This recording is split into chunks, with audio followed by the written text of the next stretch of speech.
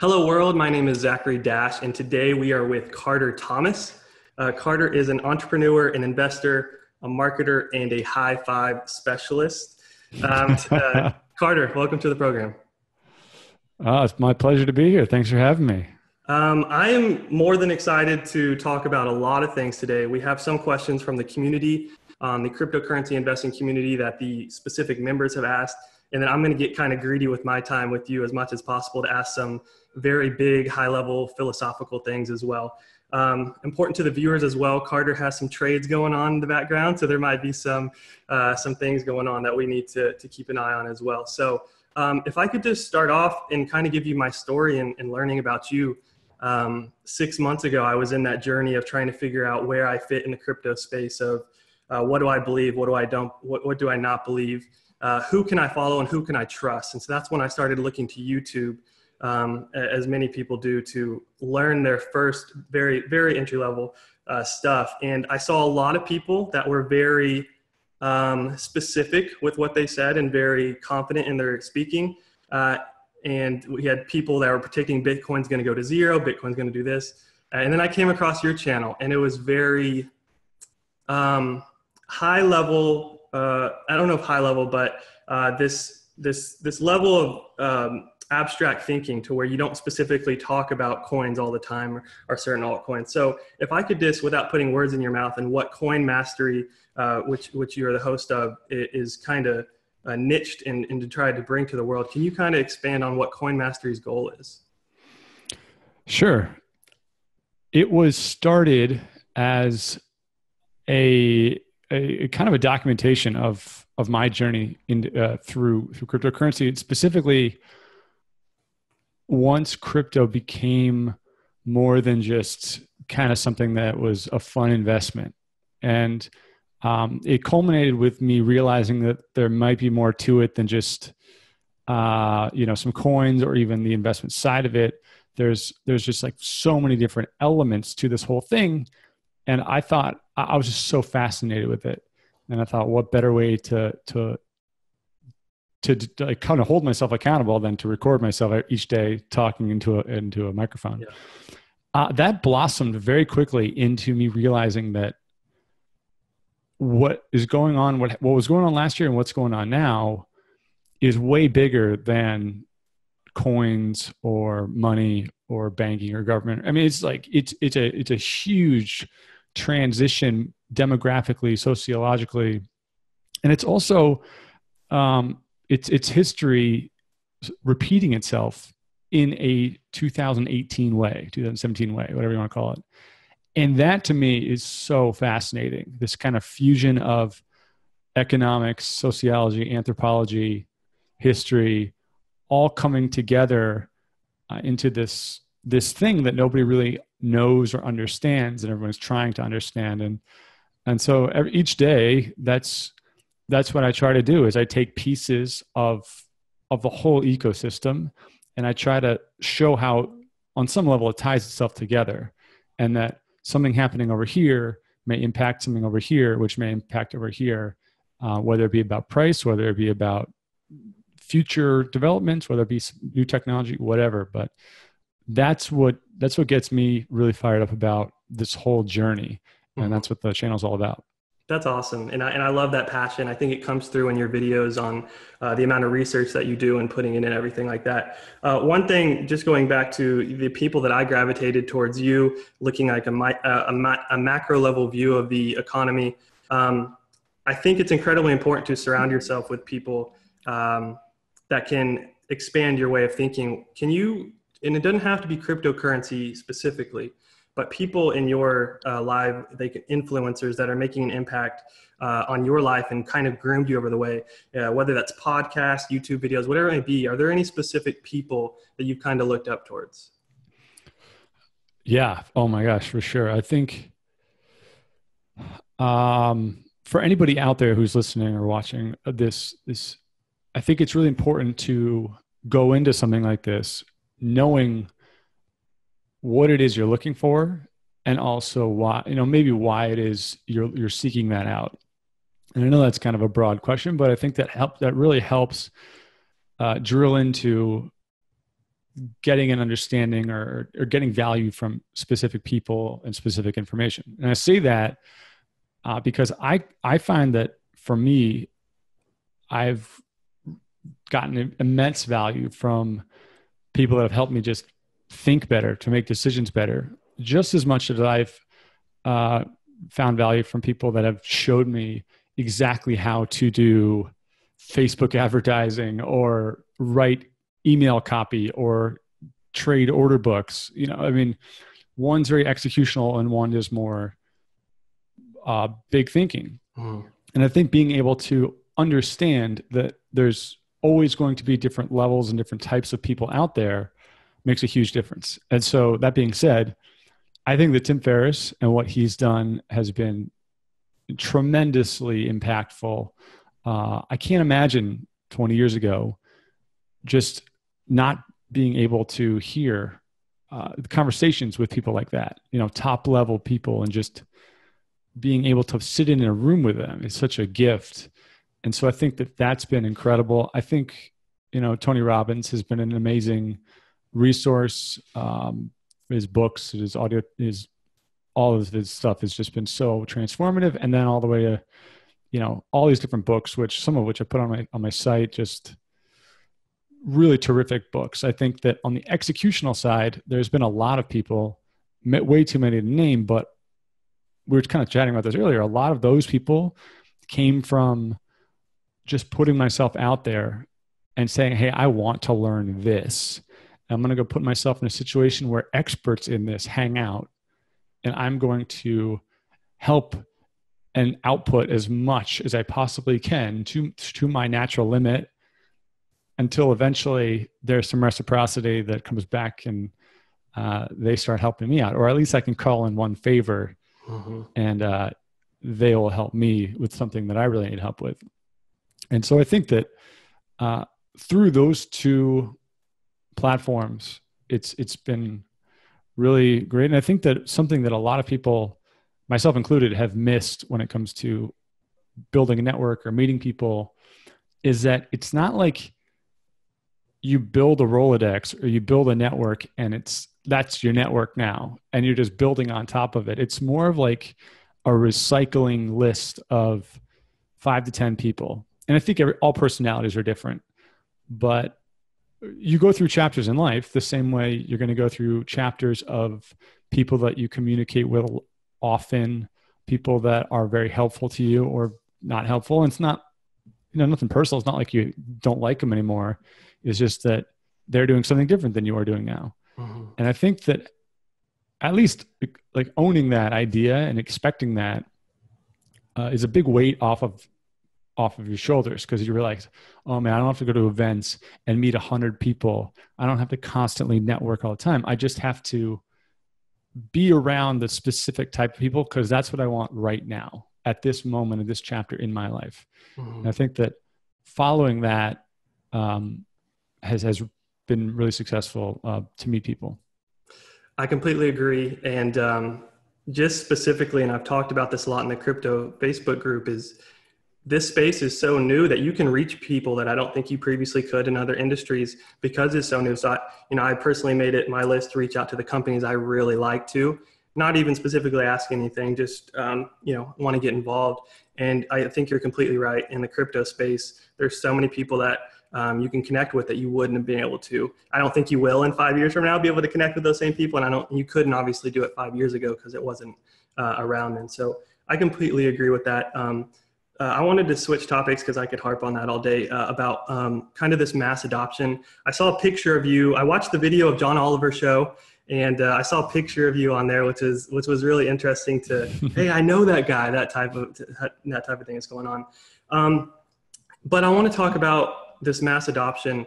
And I love your YouTube, but I've actually been finding a lot of value on your Twitter that you have, and kind of putting your thoughts on there. So there's one tweet specifically: I'm becoming more convinced that it's not too late for crypto, but actually might be too early.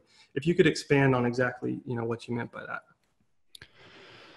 Yeah, it's something that I've been thinking about a lot of, because as we all know, or as we're starting to learn, is that it's very easy to look back and think, oh man, if I just did this 10 years ago, I'd be a billionaire, right? Like I think every person out there has a story about, oh man, if I had just done this one thing, Yeah. like it all would have gone differently. And, that's just one of those things. But that's the point, is that when it's happening in real time, it's very difficult to know what that thing is. And I think that's one of the allures of crypto, is that everybody is seemingly talking about like, hey, this is the thing. Like you are in the right place. But the further we get into it, the more that the doubt starts to creep in. And when I say doubt, I mean it's just the reality that the future is uncertain, that there's a million paths that we could all go down, Yeah. and that there's no guarantees that any particular path is the right one. Mm-hmm. And so when I tweeted that, it's something I've been thinking about, how if it was the 90s, the internet as the classic comparison of crypto to the internet bubble, I truly would have no idea which company to go all in on, or even like which ones to diversify into, if you even could. How would you know that AOL was going to IPO at what, like 90 million and go up to 60 billion in 6 years or whatever? I mean, it's like insane levels. How would you know that it would then drop off, and that Amazon, and I mean, you wouldn't. You could compile some level of, right team, right location, you kind of Malcolm Gladwell through the whole thing, but it's very difficult to do. And I think that nobody knows what's going to win in crypto. And because of that, again, there's not even any indicators that anything is going to be the winner other than market cap, right? And maybe network size. And that adds a new level of, what I do with my time, like why I'm here, what gets me excited about crypto. But yeah, it's definitely something I'm constantly thinking about. Mm-hmm.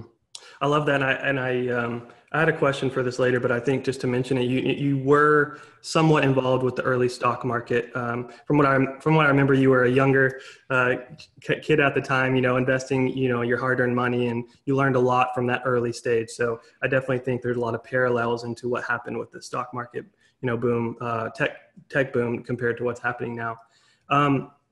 There was this one, so that I can stop being greedy with my questions. I'll ask one from the members. They said that they noticed you shifting more towards technical analysis. When I first watching you were very high level macro thinking.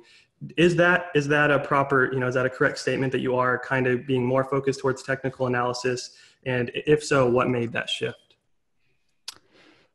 I am, for sure. And I think that shift is because, there's obviously there's a few reasons. And I would say that practically speaking, my personality type, I am not interested in not doing something about any situation I'm in.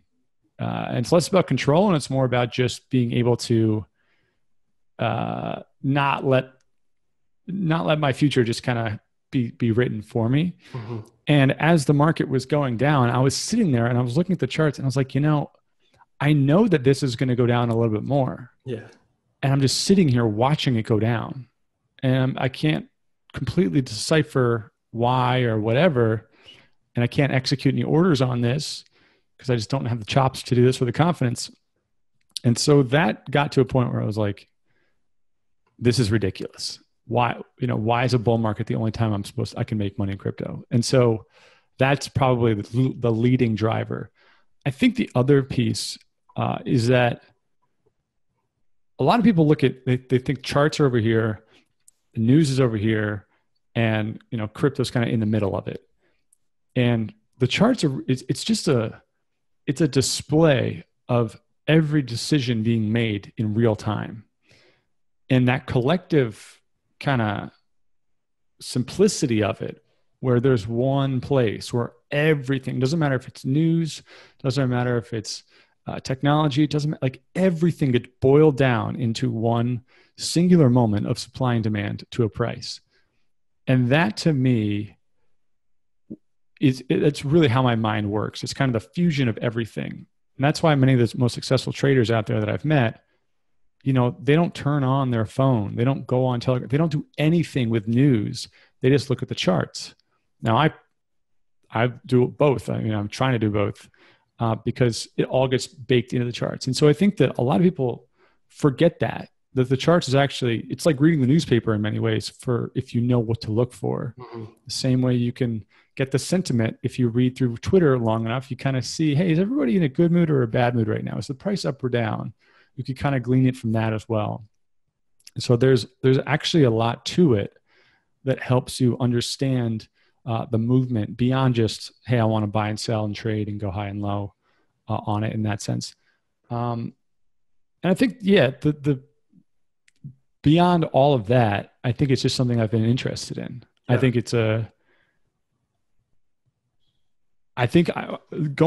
As an entrepreneur, especially as an entrepreneur that builds businesses on the internet, around big opportunities about emerging markets, often you build something, and as the demand fades, you're faced with an option of like, well, I could keep pushing this out and kind of turn into a regular business and hire employees and my margins go down and you're no longer doing a lifestyle business, or you can kind of get excited about something new. And I've built a bunch of businesses, and the thing was, other than money, there's not a lot that can follow you after those opportunities are done. I mean, yes, you can learn skills. You can learn how to build the websites and build the marketing campaigns and build the products and everything else. But it wasn't something that I could be like, hey, when I'm 50 years old, I can still do this and make a living at it no matter what. And for me, that's really important. As I look at my life and I'm like, what are things that are transferable skills that I could realistically do forever? Mm-hmm. And trading is one of them. I mean, even if crypto went to zero tomorrow, not saying it will for anybody listening, but even if it did, I could turn off the crypto charts and go over to the futures market or go over to the equities market or whatever. And there's something that I can do there. And that's something that I've always been looking for. I never really realized it until I got into this stuff. Yeah, I 100% agree with all that. Just, I came in as the fundamentals behind crypto is what originally excited me. And then I would come to these groups and there's a lot of people that don't even care what a blockchain is, and they're just reading the charts and making money. And I'm like, there has to be a medium here. And it's interesting, the people that are really excited about the fundamental analysis kind of peek over there and look at that. And then people on the technical side are like, okay, and I think it's merging together to where we're just all learning a bit more. And I don't know if it was correlation or causation, but when the when Bitcoin took its huge dip and, still in that process, obviously your value on YouTube, I think, became even more popular because you were somewhat of that calming voice in the industry of, you weren't saying it's going to go to zero. You were just saying, I don't know what's going to happen, but here are the options. And I really like that I think you were able to join your technical analysis skills of resistance levels and with your fundamental analysis of technology is not going anywhere to kind of lead that forward. So I really do like that. Your YouTube, it has grown so much and kind of meeting the amount of viewers that it's had.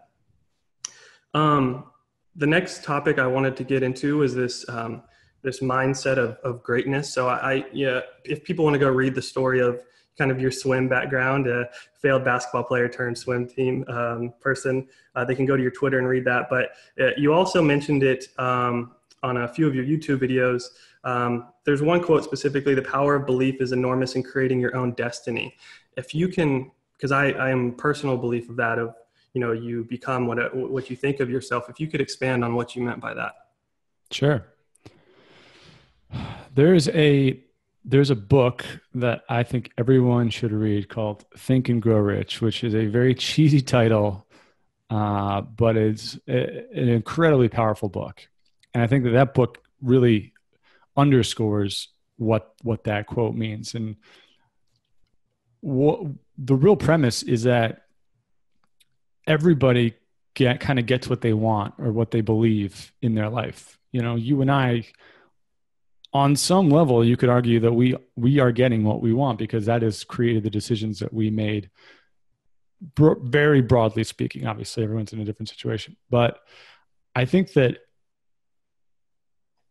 so many people just don't think about they don't think big enough about what the possibilities really are. And I think that it's often, it's easy, but it's also just what many people are accustomed to hearing, which is why it's not going to work, why it's hard, why the odds are stacked against you, or whatever it is that people are saying. And I found that, nothing is necessarily easy, but I've found very few things in life that are like totally impossible if somebody's already done it, right? If you can look at somebody and say, that person has done it, why can't I?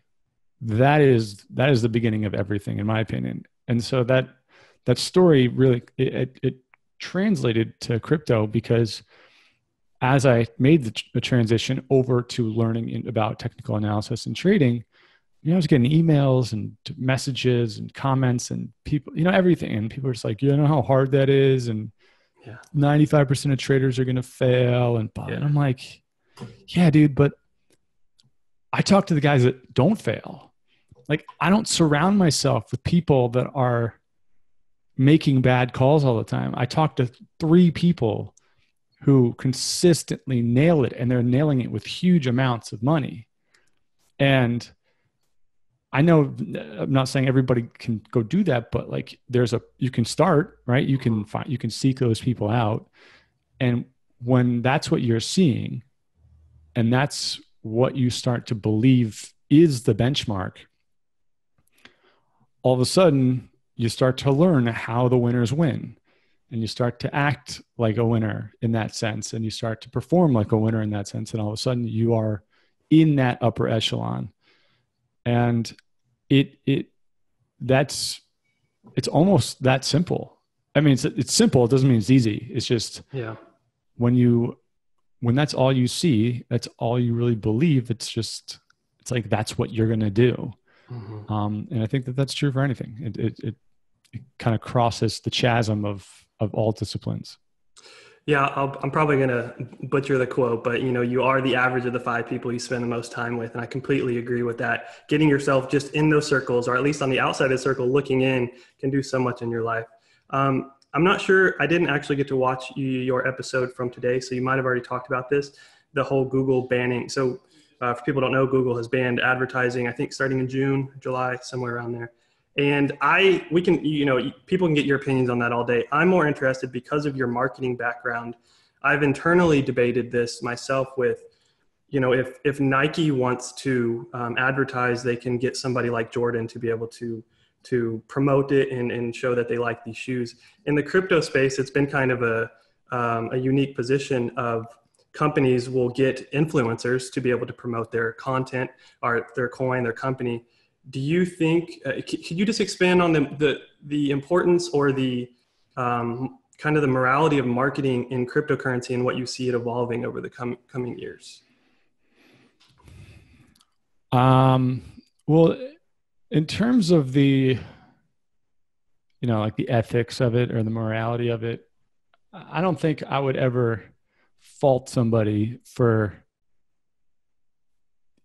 making money to promote an ICO they don't believe in, because I think that everybody's, in a different position. They do what they got to do, but I think that at the end of the day, it is what it is, right? Mm-hmm.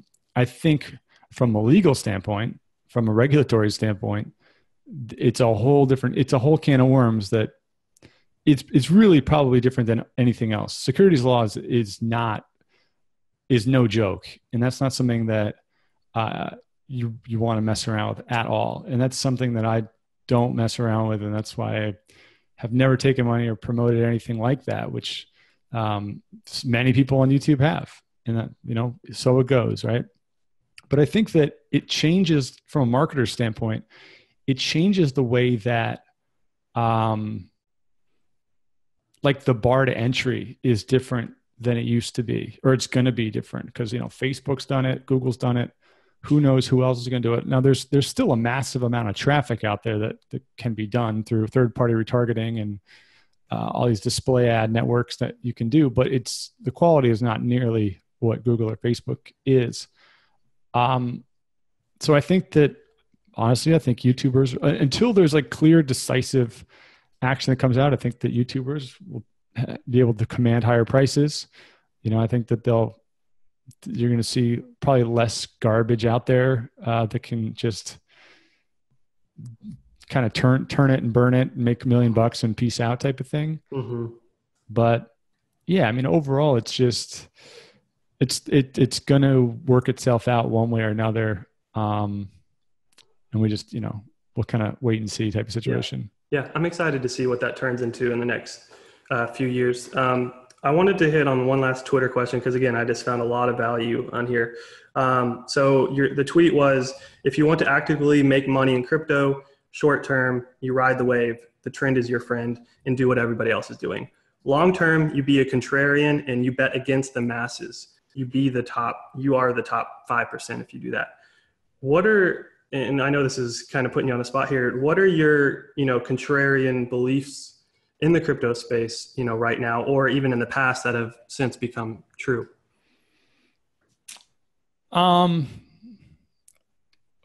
Well, I think just being in crypto is pretty big, right? Yeah. I mean, I think that spending the amount of time and energy that I do in cryptocurrency in itself contrarian to a vast majority of the population. So I think that's probably where I would start with it. I think when it comes to,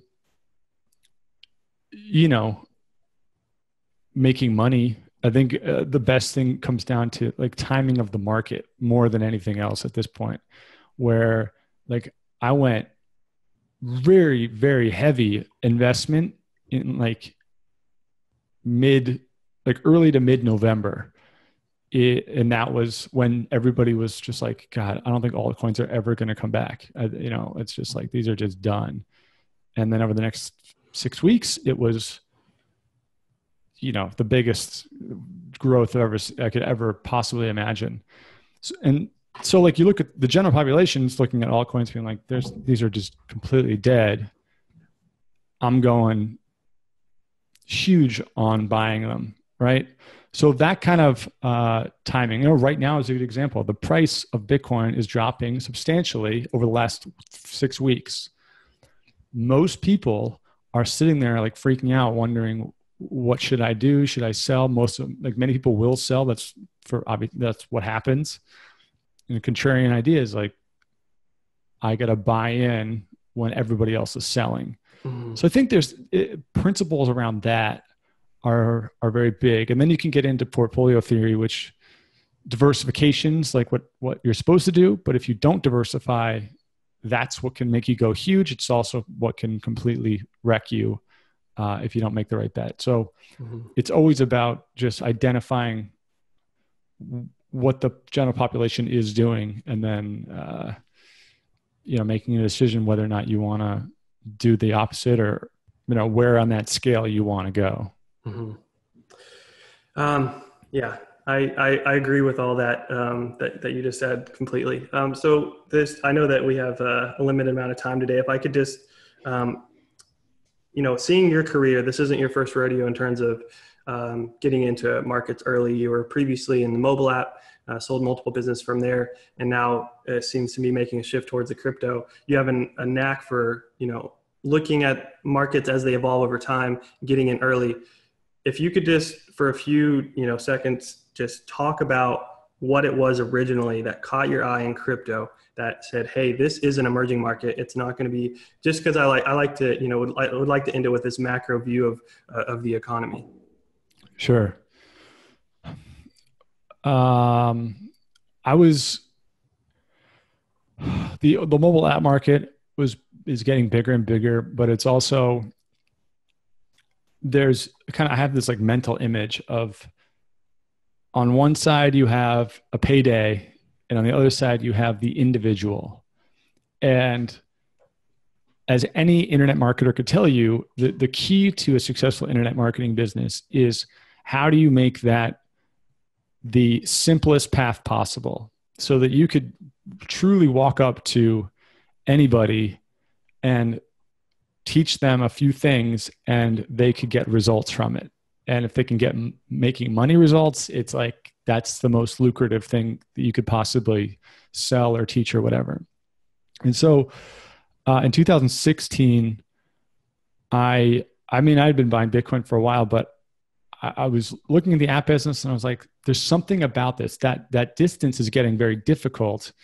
And while it is absolutely still possible, I had to convince people more. I would spend 80% of my time, I mean, I still do. I spend a lot of my time convincing people that it can happen and then showing them all the steps. And by step 4, everyone's checked out already and, checking CoinMarketCap, no matter anyway. So I was looking for that. And I knew that the next big one or any big emerging market is always when an individual has immediate access to either a marketplace or a possible area of making money that's generally like the biggest one. So you got mobile apps, you had saw Amazon, I mean, just blogging for a while, Facebook ads.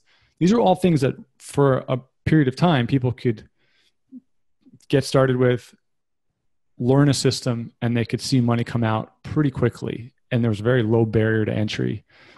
With cryptocurrency, I saw, and I still see the same exact thing where, I mean, anybody could walk in, open up a Coinbase account, buy something, and in a matter of days, they would make money. And I mean, crypto is different because there's nothing involved. There's no work. I mean, last year there was like negative work. You had to literally do work to lose money. Yeah. And that, to me, as a marketer, I looked at it and I was like, this is going to be huge.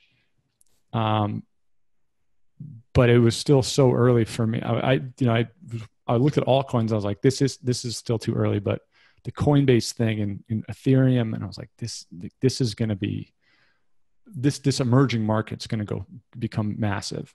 Mm-hmm. And so that's what I looked for. And as this market evolves over the coming years, you're just going to see there's going to be so many pathways to go down, like we talked about earlier, that's where it becomes harder for the average person to go on Coinbase, buy something, and immediately see a return. I mean, it's going to be like the stock market. You can go and open an account on Vanguard, buy an index fund, and get a 6% return. That's not hard, and the same thing will be true for many of the easiest cryptos you can buy. But to get those mega runs, you're going to need to do, fundamental analysis, get pre-sale deals, learn how to trade, do all the stuff that's true in capital markets as well. And that, because that distance between the individual and making money, it's more competitive. It's a bigger gap than it was at the beginning. Mm-hmm.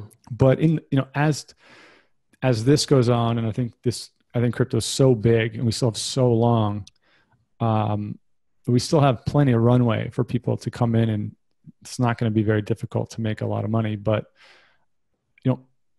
as this goes and matures and does its thing, there will be a new thing in, let's call it 5 years. And it's always about that exact thing. It's like, how does the average person go from this to money with the least amount of effort or skill possible? Yeah. That's the thing. That's like the litmus test. And as soon as you see that and you see that how big it could be, it's those are the things you want to get in really, really early on. That's awesome. Carter, thank you so much for your time with us. I was able to listen to, if people want to learn more about kind of your trading philosophy, I think you did something with Crypto 101 and went through kind of the basics of that. I found a lot of value on that. And, this conversation, I was happy that it was kind of more that high level, macro level view. Last bit, where can we find you? Where do you want people to kind of interact with you the most? Best place to go to youtube.com/coin mastery. Just go subscribe there. Monday through Friday videos. Twitter is going to be /Carter Thomas. That's more kind of like, thoughts and things that I think are maybe helpful. And then, join the newsletter, coinmastery.com/invest. And I'll email out random stuff that, tips, especially for people that are just getting started. There's a lot of good info in there. So any of those places, you can get more content and just be part of the whole journey.